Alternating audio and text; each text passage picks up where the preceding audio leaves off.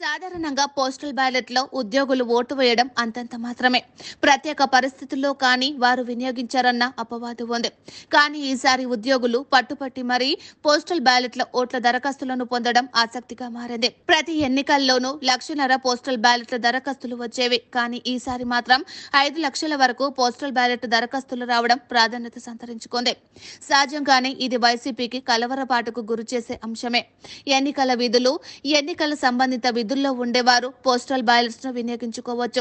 ఇదో పెద్ద ప్రక్రియ కావడంతో ఉద్యోగులు పెద్దగా ఆసక్తి చూపేవారు కాదు. అటువంటిది ఎన్నికల రికార్డు స్థాయిలో పోస్టల్ బ్యాలెట్స్ దరఖాస్తులు రావడం సంచలనమే. 2019 ఎన్నికల్లో పోస్టల్ బ్యాలెట్స్ కు సంబంధించి 1,00,000 దరఖాస్తులు వచ్చాయి. అప్పట్లో జగన్ విపక్ష నేతగా ఉండగా సిపిఎస్ రద్దు చేస్తానని హామీ ఇచ్చారు. దీంతో ఉద్యోగులు, ఉపాధ్యాయులు ఆ పార్టీ వైపు టర్న్ అయ్యారు.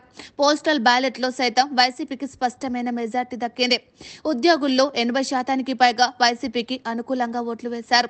ఇప్పుడు ఇవి ఏకంగా 5 లక్షల దరఖాస్తులు రావడం మాత్రం ఆశ్చర్యం వేస్తోంది.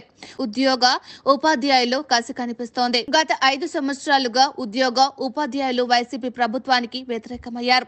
అప్పటి వరకు వస్తున్న రాయితీలను జగన్ సర్కార్ రద్దు చేసింది. జీతాలు కూడా సక్రమంగా అందించని దాఖలాలు లేవు. ఉద్యోగుల రాయితీలు లేవు. వారికి అందాల్సిన బెనిఫిట్లు అందలేదు. పైగా ప్రజాస్వామ్యబద్ధంగా నిరసన తెలిపిన వారిపై సైతం ఉక్కుపాదం మోపారు. ఇవన్నీ ఉద్యోగ, ఉపాధ్యాయ వర్గాల్లో ఆగ్రహానికి కారణమయ్యాయి.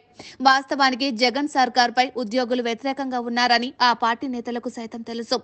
వైసీపీ శ్రేణులు బాహాటంగానే ఈ విషయాన్ని చెప్పుకొచ్చారు.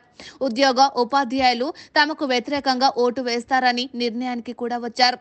అయితే ఇప్పుడు ఏకంగా 5 లక్షల పోస్టల్ బ్యాలెట్స్ ఓట్లకు సంబంధించి దరఖాస్తులు రావడం వైసీపీ నేతలకు కంటి మీద కొనుకు లేకుండా చేస్తున్నాయి. ఉద్యోగ, ఉపాధ్యాయులే కాదు, వారి కుటుంబ సభ్యులు, సమీప బంధువులు సైతం ఇదే నిర్ణయానికి వస్తే ఏమిటన్న ప్రశ్న ఉత్పన్నమవుతోంది.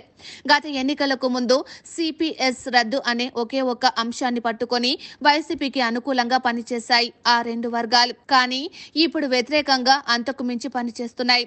జూన్ 4న ముందుకు లెక్కించేది పోస్టల్ బ్యాలెట్స్ ఓట్లే. ఇది ఊహించుకొనే వైసీపీ నేతలు ఎక్కువగా భయపడుతున్నారు.